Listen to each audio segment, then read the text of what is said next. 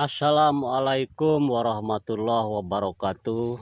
Selamat pagi, salam sejahtera untuk kita semua. Sahabat tani dimanapun berada, kali ini saya akan sedikit berbagi tentang budidaya bawang merah. Yang saya akan bahas kali ini adalah masalah bibit. Karena bibit, ketika kita akan membudidayakan bawang merah, bibit itu merupakan bagian yang paling penting untuk diketahui oleh sahabat tani semua. Karena jika kita salah dalam menentukan bibit, maka hasil yang akan kita dapat pun bisa jadi gagal atau mungkin berkurang. Oke sahabat tani, sebelum saya menceritakan bagaimana cara memilih bibit yang bagus, bagaimana bibit itu yang sudah siap ditanam atau belum, dan bagaimana cara kita mengecek ataupun uji kelayakan sudah siap ditanam atau belum. Sebelum ke sana, oke, bagi sahabat tani yang belum subscribe, silakan subscribe dulu, like, serta kolom komentar apabila ada pertanyaan. Mengenai bibit, sahabat tani adalah merupakan bagian yang paling penting ketika kita akan membudidaya bawang merah. Ini terutama untuk pemula. Jadi pemula memang perlu tahu bagaimana kita cara menguji apakah bawang tersebut sudah siap ditanam atau belum. Dan pemula ini biasanya yang bibitnya itu beli. Nah, jadi di sini kita akan bahas bagaimana cara mengeceknya bawang ini sudah siap ditanam atau belum. Oke sahabat tani, jadi cara kita mengecek bawang merah itu sudah siap tanam atau belum. Pertama, kita ambil 5 butir dan kemudian kita tanam itu di polybag ataupun di mana sajalah. Yang penting kita tanam dan kita tancapkan kira-kira sekitar 3/4-nya yang kita tanam. Nah, setelah kita tanam dalam 2 kali 24 jam, apabila dalam 2 kali 24 jam bawang tersebut belum mengeluarkan akar ketika kita cabut, itu menandakan bahwa bawang tersebut belum siap untuk ditanam. Artinya kita harus tunda dulu. Nah, jadi ini yang seperti ini biasanya kejadiannya itu untuk petani yang bibitnya beli, ya, yang bibitnya beli, sehingga kita tidak tahu persis sudah seberapa lama bibit itu disimpan. Dan kalaupun kita paksakan, apabila dalam 2 kali 24 jam kita tanam kemudian kita cabut, kita cek akarnya belum mengeluarkan akar, dan kalaupun kita paksakan, nah itu adalah salah satu faktor kegagalan kita dalam membudidaya bawang merah. Jadi itu penting sahabat tani, mengecek bawang itu sudah siap ditanam atau belum. Nah, jadi untuk sahabat tani, khususnya sahabat tani yang biasanya bibitnya dapat beli, karena kita tidak tahu sudah seberapa lama bibit itu disimpan. Karena bawang merah itu perlu waktu, ada dormansi, masa simpan. Jadi kalau masa simpannya itu belum cukup, maka bawang akan menimbulkan masalah. Dan sekali lagi, kalaupun kita paksakan kita tanam, maka hasilnya akan minim. Dan itu adalah salah satu faktor menjadi kerugian dan terjadi kerugian pada petani bawang merah. Itu tadi yang pertama. Sekarang yang kedua, jarak tanam. Sahabat tani dimanapun berada, jarak tanam budidaya bawang merah itu menjadi bagian yang paling penting. Jadi kalau saya pribadi ketika akan menanam bawang merah, itu bibit kita sortir, kita bagi menjadi 3 kelas. Kelas pertama yang besar, kemudian yang kedua yang sedang, dan yang ketiga yang kecil. Kenapa harus dipisah? Tujuan dipisahkan ketika kita akan menanam, ini yang kita bedakan nanti dari jarak tanam. Kalau yang besar itu jarak tanamnya ini, di sini saya gunakan ini jarak tanamnya ke sininya 17 ya, ke sininya 17 dan ke sininya saya gunakan juga 17. Itu yang besar dan ini salah satu bibit yang besar. Kemudian ini khusus untuk yang besar. Kemudian kalau yang sebelah sana itu ukuran sedang, dan yang untuk ukuran sedang itu saya robah. Jadi jaraknya ke sininya tetap 17. Nah, dari jarak ke sini yang kita robah. Yang ini tadi 17 kita robah. Dari sini ke sini itu menjadi 12. Dan ini untuk yang ukuran yang sedang. Kemudian ukuran yang kecil, ini jarak ke sininya masih tetap 17, cuman dari sini yang ke jarak pendeknya ini yang kita robah menjadi 10. Jadi itu adalah trik saya agar hasil jadi kita tidak rugi di lahan. Karena jika tidak seperti itu, jika kita campur yang kecil sama yang besar, itu nanti pertumbuhannya tidak seragam. Karena kalau yang besar seperti ini cenderung anakannya banyak.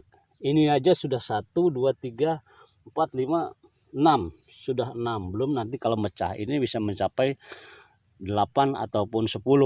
Kalau yang besar biasanya anakannya antaranya 8, 9, 10. Kalau ini untuk jenis Thailand. Kalau untuk jenis Brebes. Sedangkan untuk yang sedang itu biasanya anakannya antara 5, 6, 7 ya, itu untuk yang sedang. Sedangkan untuk yang kecil itu biasanya 5 ke bawah. Jadi perlu dipisahkan dan perlu dibedakan jarak tanamnya. Karena itu tujuannya supaya kita tidak boros di lahan, jadi tidak rugi di lahan. Kalau digabung tidak rugi di lahan. Oke sahabat tani, itulah salah satu mengenai bibit juga jarak tanam.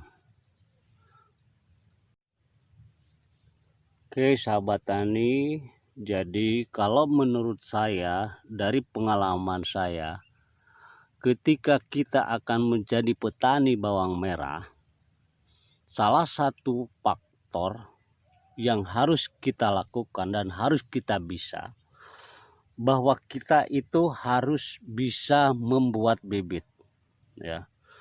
Karena ketika kita akan menanam bawang merah, modal yang paling besar itu ada pada bibit.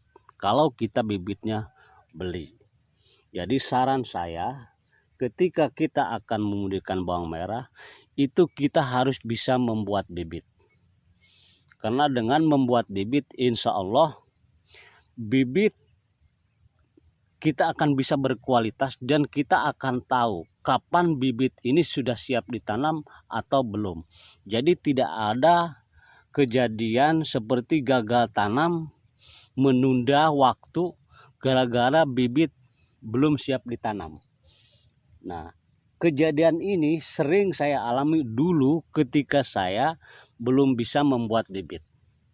Jadi setelah saya bisa membuat bibit, alhamdulillah rencana tanam itu tidak pernah meleset. Ya, ini bukan berarti, mohon maaf, ini bukan berarti saya istilahnya menjelekkan para pedagang bibit, tidak. Ya, ini tidak, sama sekali tidak. Ini sekedar berbagi saja pengalaman. Oke, sahabat. Jadi itu salah satu kunci ketika kita akan budidaya bawang merah, bahwa kita itu harus bisa membuat bibit. Dan cara yang paling efektif ketika kita akan membuat bibit dalam membudidayakan bawang merah itu dengan membudidayakan metode sungkup. Karena dengan metode sungkup ini insya Allah tanaman kita akan terjaga dari hal-hal yang tidak kita inginkan.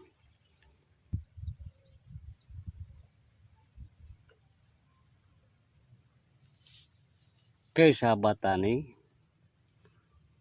dari pengalaman saya dari mulai tahun 2017